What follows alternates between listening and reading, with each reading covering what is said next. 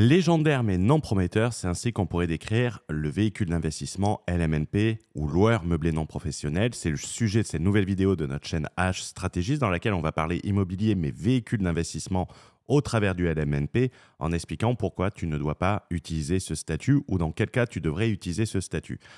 Avant de commencer, pense à t'abonner à la chaîne, à activer la cloche de notification. Tu peux nous rejoindre sur Telegram, nous sommes plus de 3600 membres dessus pour du contenu exclusif. Tu peux également rejoindre notre Discord pour poser tes questions, échanger avec la communauté et avoir encore plus de valeur.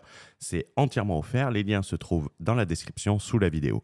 En guise d'introduction, comme je l'ai dit, dans cette vidéo, on va parler du statut LMNP ou un excellent moyen de stopper son ambition immobilière. Un peu à la même manière qu'un pilote de course qui dégonflerait ses pneus avant le grand départ. Donc dans cette vidéo, je vais essayer d'expliquer 3 choses pour que ça soit le plus clair possible et te délivrer le maximum de valeur. C'est pourquoi je pense que le LMNP est suicidaire dans une stratégie immobilière ambitieuse. Attention, j'insiste bien sur le ambitieux. Pourquoi les gens se ruent sur le LMNP un peu comme des mouches sur une... Et dans quelle situation unique le LMNP peut-il être envisagé couplé à une stratégie ambitieuse? Avant de commencer et rentrer dans le vif du sujet, du contenu additionnel qui t'est entièrement offert, tu trouveras le lien de Manière d'immobilier. C'est un programme d'ingénierie au service de la constitution d'un patrimoine immobilier.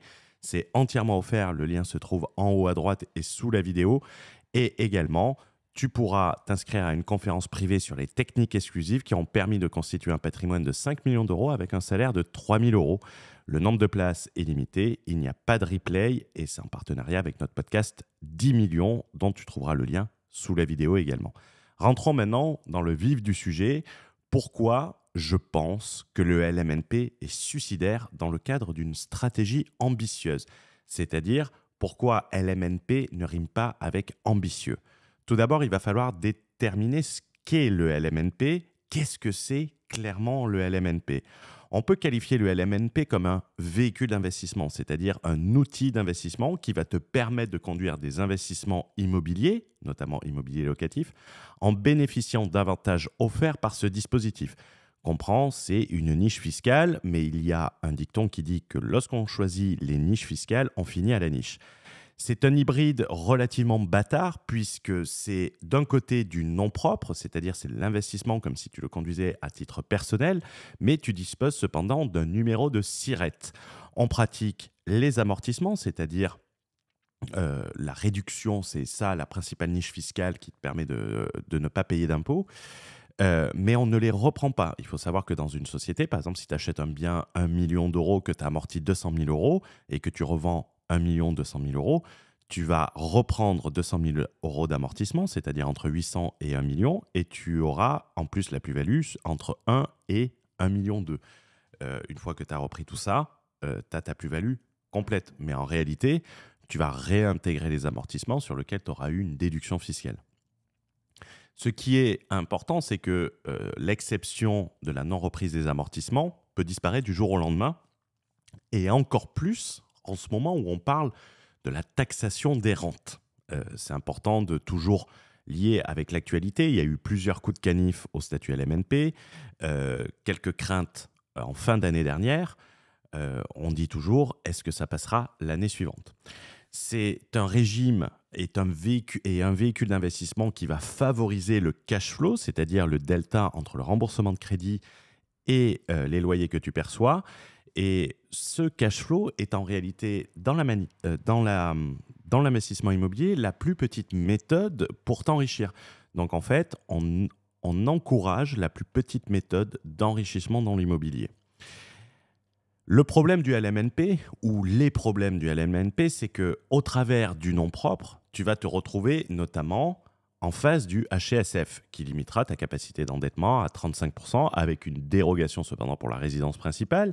Donc, si tu gagnes 50 000 euros par mois de salaire, faire du LMNP ce n'est pas trop un problème. Tu pourras emprunter en LMNP l'équivalent de 2,5 millions d'euros, ce qui te permettra de constituer un capital. Mais si tu gagnes un salaire de 3 000 euros, tu devras te contenter d'un investissement de 175 000 euros avant de taper dans le surendettement et d'être bloqué par ce dernier. Sur Internet, les gens te disent, et les comptables, les contenus, j'aurais pu prendre des exemples sur LinkedIn, qui est un vaste repère de stratèges redoutables, c'est qu'ils se disent, ouais, en fait, tu vas à fond dans le LMNP et une fois que tu as atteint tes seuils de surendettement, tu passes en SCI. Et c'est ce qu'on te dit sur Internet, et si tu l'as déjà vu, n'hésite pas à le mettre dans les commentaires. Ils vont te dire, je vais au maximum de ma capacité d'emprunt à LMNP, ensuite je switch sur la SCI. Seul problème, cela ne marche pas vraiment, puisqu'il faut savoir que même lorsque tu investis au travers d'une SCI, et notamment avec des techniques d'initié qu'on verra dans la conférence privée dont je t'ai partagé le lien en début de vidéo, qu'on prend en compte également ton profil emprunteur et pas uniquement le profil de l'opération, et qu'il sera plus difficile de faire financer avec des financements professionnels. Ça nécessite de l'apport, ça nécessite des durées plus courtes et ça demande également, ça implique des taux d'intérêt plus élevés. Et généralement, la production d'un certain track record. Pour ceux qui rejoignent le programme offert Mania de l'immobilier, regardez attentivement, on le développe beaucoup plus en profondeur. Le problème du nom propre, et vu que le LMNP est du nom propre, ça en fait partie. La deuxième question qu'on peut se poser légitimement, c'est pourquoi tout le monde se rue sur le LMNP. On a l'impression que lorsqu'on parle d'investissement immobilier, les gens ne parlent que de LMNP. Vous allez sur LinkedIn, vous tapez LMNP, tous les gens vous disent que c'est le hack fiscal, que c'est la solution optimale. Et en réalité, on pourrait l'attribuer notamment au formatage de la masse au travers de formations peu stratégiques, on va dire. On ne dit pas qu'elles sont de mauvaise qualité, on dit qu'elles sont peu stratégiques. Les formateurs immobiliers ont largement participé à la démocratisation de l'investissement immobilier. Et on l'a déjà dit sur des vidéos, et ils ont changé la vie de beaucoup plus de gens, même si le contenu intrinsèque est limite. Et ça, c'est une excellente chose. Ils ont permis de démocratiser et de donner un intérêt dans l'investissement immobilier à beaucoup de personnes.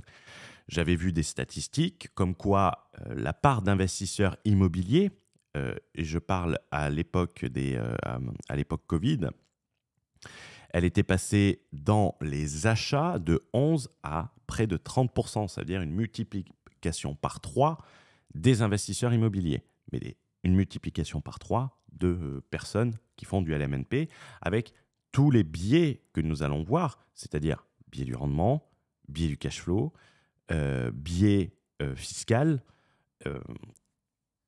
peu stratégique. Mais la formation, il faut comprendre que lorsqu'on vend une formation sur Internet, lorsqu'on vend un changement, il faut que ce changement soit le plus rapide au travers d'une contrainte marketing. Il faut que cela soit instantané. C'est remplacer son salaire en 3 mois grâce au LMNP et au cash flow au travers d'une love room, de la division et ce genre de choses. Et peu importe que ce cash flow soit en période de différé ou pas, l'intérêt c'est d'avoir du cash flow. La plus petite partie de l'enrichissement. Le fait de dire créer du capital, et attention, l'investissement immobilier est le meilleur outil pour créer du capital. J'entends des gens dire ouais, je suis trader, j'ai de meilleurs rendements qu'en bourse. J'ai de meilleurs rendements en bourse qu'en immobilier. Oui, mais est-ce que combien il va te falloir de temps avec tes rendements et ta mise de départ pour te créer un capital, et combien il va te falloir de temps au travers de l'investissement immobilier pour te créer ce capital? C'est une notion de création de capital. Donc, pour en revenir à ce que je disais sur l'instantanéité, la vraie stratégie autour de l'immobilier est de se constituer un capital, donc c'est le temps long et non le temps court. C'est pas de vivre de l'immobilier dans un premier temps. Le différé, tu vas t'en servir pas pour te verser une rémunération, mais pour sécuriser ton encours et pour surtout atteindre des objectifs importants. Ce n'est pas vendeur, sauf pour une minorité de personnes ambitieuses. La majorité des personnes, les 95% des gens qui se ruent sur le LMNP alors qu'ils auraient pu faire beaucoup plus, vont vouloir de l'instantanéité. Mais ce n'est pas tout en réalité. en plus de ce formatage, on s'appuie sur 2 biais ultra importants et ultra présents qui poussent les investisseurs débutants à se ruer sur le LMNP comme le hack fiscal du siècle. Regardez sur LinkedIn combien de fois le terme hack du siècle revient concernant le LMNP. Je vais te parler de ces 2 biais que j'ai déjà évoqués au travers d'autres vidéos que je te recommanderai à la fin de cette vidéo. Mais le premier biais va être le fameux biais fiscal. Et ça, c'est quelque chose de très français. Avant de s'occuper de s'enrichir, avant de créer du patrimoine, le Français moyen ne veut pas payer d'impôts. Il faut reconnaître que quand on voit ce que la France fait de nos impôts et du niveau des impôts que nous avons en France, nous pourrions être que d'accord avec cette notion. C'est un peu comme le syndrome de la micro-entreprise pour les entrepreneurs qui commencent en micro-entreprise. Ces entrepreneurs qui préfèrent rester sous les seuils, se caper volontairement au lieu de réellement scaler et au lieu de réellement s'enrichir. Ils vont préférer rester dans leur petit cocon de la micro-entreprise.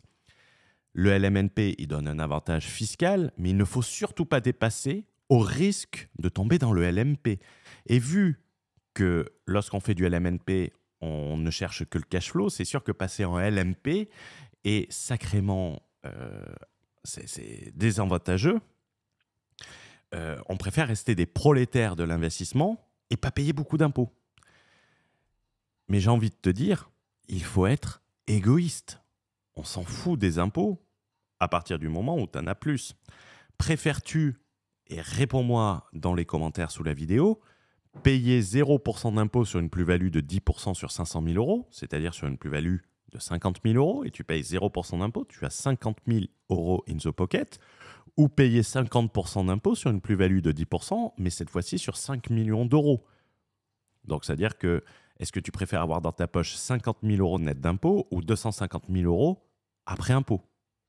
C'est la question que je te pose. Le LMP te capera 500 000 en faisant abstraction du LMP, en faisant abstraction du cash flow. Tu pourras aller chercher 5 millions d'euros.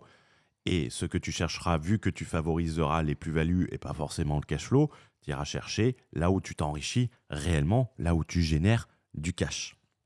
Le deuxième biais qu'il va y avoir, et je reprends le terme de Fouad avec qui j'anime le podcast, 10 millions, si tu n'es pas abonné, je te mettrai le lien, tu vas avoir de la valeur énorme dans ce podcast, c'est d'avoir le biais du rendement uniquement. La deuxième chose qui biaise, et on pourrait limite retirer le I après le B, je te laisse le faire dans ta tête, c'est de réfléchir que sous forme de cash flow et de rendement, comme si c'était le seul moyen de s'enrichir.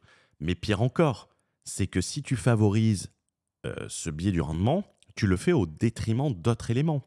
Donc en fait, tu vas favoriser la plus petite forme d'enrichissement au détriment des plus grosses formes d'enrichissement. Tu vas ignorer complètement la plus grosse partie du gâteau, l'amortissement du capital, et la deuxième partie, les plus-values à la revente. Donc, en te concentrant sur le cash flow et sur le rendement, tu te rues sur le LMNP, sur des villes qui vont être sinistrées et remplies de cassos, notamment en disant « ouais, je vais acheter le moins cher possible », et on peut le voir sur des conférences en ligne où les gens te disent par exemple « regardez, à Saint-Étienne, vous pouvez acheter ce bien ». Oui, mais Saint-Étienne, c'est quand même relativement sinistré comme ville. Et désolé pour les gens qui vivent à Saint-Étienne, qui est une très belle ville, mais c'est sacrément sinistré. Potentiel de plus-value faible, risque de cassos élevé. Je préfère être dans une ville où le prix du mètre carré va être plus cher, mais où ça va être plus patrimonial, où la ville a plus le vent en poupe. Je préfère investir à Aix-en-Provence qu'investir à Dunkerque, notamment. C'est un exemple. Même si le bien sera plus petit à Aix-en-Provence, puisque les prix de l'immobilier sont plus faibles. Et pire encore, une fois qu'on a choisi la ville sinistrée pour avoir un faible prix du mètre carré et avoir un gros rendement, remplir vos futurs appartements de cassos, on va sur des modes d'exploitation excessivement agressifs. On n'hésite pas à défigurer le bien au nom du sacro-saint cash flow, c'est-à-dire quand tu fais une love room, va revendre ton appart quand tu as foutu un jacuzzi à la place de la cuisine pour en faire une love room. ça va être un peu difficile. Alors au début, la Love Room étant quelque chose de rare et pas trop répandu, il n'y en avait pas trop dans les villes. Mais par exemple, je vais vous donner un exemple. J'étais à Paris la semaine dernière et j'avais réservé un hôtel à côté d'une Love Room à Neuilly-sur-Seine. Et je réserve à travers Booking. Bref, tout ça, tu t'en branles. Mais il y avait une Love Room juste à côté et à chaque fois que je vais à Paris, je vais dans cet hôtel à Neuilly. Et j'ai vu le prix de cette Love Room diminuer au fur et à mesure et être beaucoup moins disponible. Vous pouvez voir les dates de disponibilité, notamment sur Booking, même si techniquement, les gens qui réservent une Love Room, c'est un peu du last minute, ils ne vont pas réserver 3 mois à l'avance. Mais le prix, de mémoire, il est passé de 420 € à 240 €. Pourquoi ? Parce qu'il y en a eu plein qui se sont répandus. Quand tu es la seule dans le village, ça va, mais dès que tu vas en avoir une deuxième, ton taux d'occupation il va diminuer par 2. Tes prix, tu vas être obligé de les aligner. Ça va être une race to the bottom. Au lieu de tirer les prix, tu vas tirer les prix vers le bas. Donc c'est important. La liquidité du bien va être également très importante. Et c'est pour ça qu'il ne faut pas acheter dans des villes sinistrées et pourquoi il faut se concentrer sur des villes qui ne le sont pas. C'est que si demain tu as une opportunité, un coup de fusil, comme dirait Fouad, et que tu as besoin de liquider un bien excessivement rapidement pour saisir cette opportunité et que tu ne peux pas la liquider, tu vas avoir également un coût d'opportunité énorme par rapport à cette stratégie de biais du rendement sur laquelle tu vas te concentrer uniquement. Le cash flow positif, en quelque sorte, c'est une cerise sur le gâteau. Mais ce n'est en aucun cas la seule composante et c'est en aucun cas sur quoi tu dois te concentrer. Et le cash flow, il est moins important. Et si le cash flow il est moins important, le LMNP perd notamment de nombreux avantages. Limite, je vais te dire qu'il vaut mieux être en LMP, loueur meublé professionnel. Déjà, professionnel, ça fait toujours mieux que non professionnel. Le fait de se dire non professionnel, c'est de reconnaître qu'on veut rester dans une dimension de débutant, d'amateur. Le LMP va favoriser la plus-value à la revente, ce qui va être plus intéressant. Et notamment, tu as certains investisseurs qui ont une crainte, c'est de passer de LMP à LMNP et ne pas bénéficier de cet avantage sur la plus-value à la revente. Retiens qu'en faisant comme tout le monde, tu auras le résultat de tout le monde. Si tu as des gens autour de toi qui sont bloqués avec 2 petits studios en LMP, ne pense pas faire mieux en étant plus malin. Et je reprends une phrase que j'utilise dans Mania de l'immobilier, parce que quelquefois, on nous dit « Ouais, mais ce que vous dites, personne d'autre le dit ». Retiens que pour atteindre des résultats que tu n'as jamais eus, il faudra faire ce que tu n'as jamais fait. Donc, si tu fais que du LMP, du LMNP et que tu souhaites aller très loin, il va falloir oublier le LMNP. Dans quel cas on pourrait envisager d'avoir du LMNP pour apporter un peu de nuance et pour avoir une idée?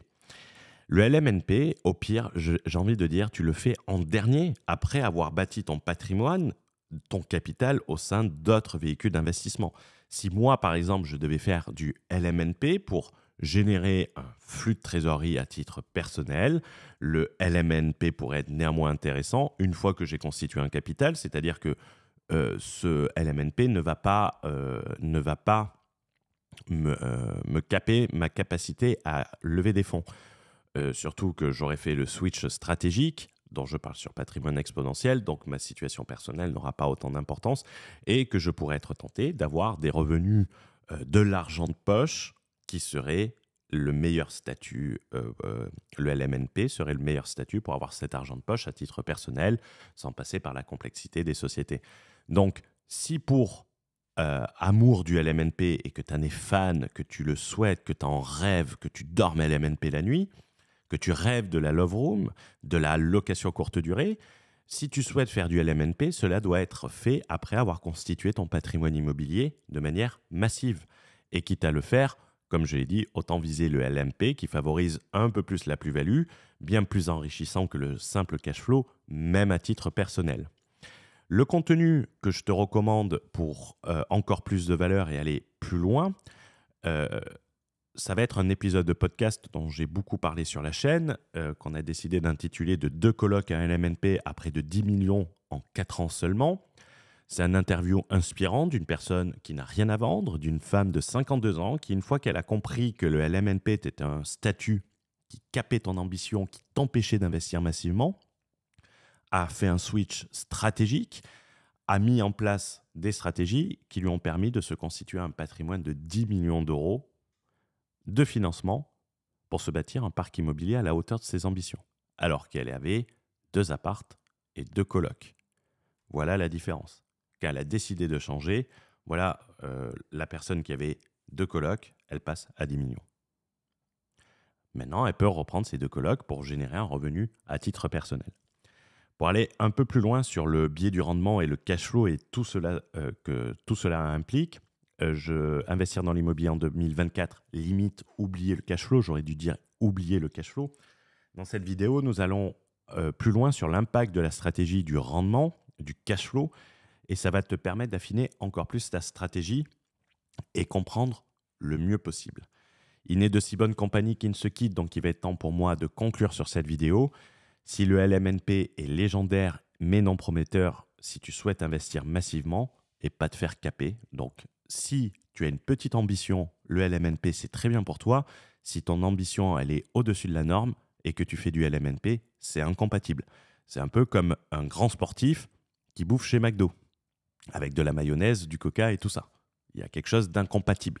Après, si tu n'en as rien à foutre de ta ligne physique, que tu vas chez McDo, il n'y a pas de problème. Toutes les personnes qui te recommandent le LMNP dès le départ, c'est le pire conseil qu'ils peuvent faire et demande-leur quelle est la taille de ton encours bancaire. D'ailleurs, dans Patrimoine Exponentiel, qui n'est pas un programme qui va t'apprendre à investir, je tiens à le préciser, c'est un programme d'ingénierie bancaire au service de l'investissement. On se fatigue même pas de parler du LMNP, du LMP, du déficit foncier et de toutes ces merdes qui ne te serviront à rien pour bâtir un patrimoine. Patrimoine Exponentiel est un programme d'ingénierie pour investisseurs ambitieux, pas pour rêveurs. Donc pour ça, tu as l'embarras du choix sur le marché. Car dans une phase de constitution de capital, à travers l'investissement immobilier, cela est un énorme frein de considérer le LMNP. J'espère que cette vidéo t'aura plu, t'aura apporté de la valeur. N'hésite pas à la partager autour de toi, cela pourra beaucoup aider les gens. N'hésite pas à nous lâcher un like pour le référencement et nous dire ce que tu en as pensé dans les commentaires ou nous suggérer d'autres sujets de vidéos qui peuvent t'aider. Je te souhaite une bonne journée, je te souhaite une bonne soirée et je te dis à très vite. Ciao, ciao.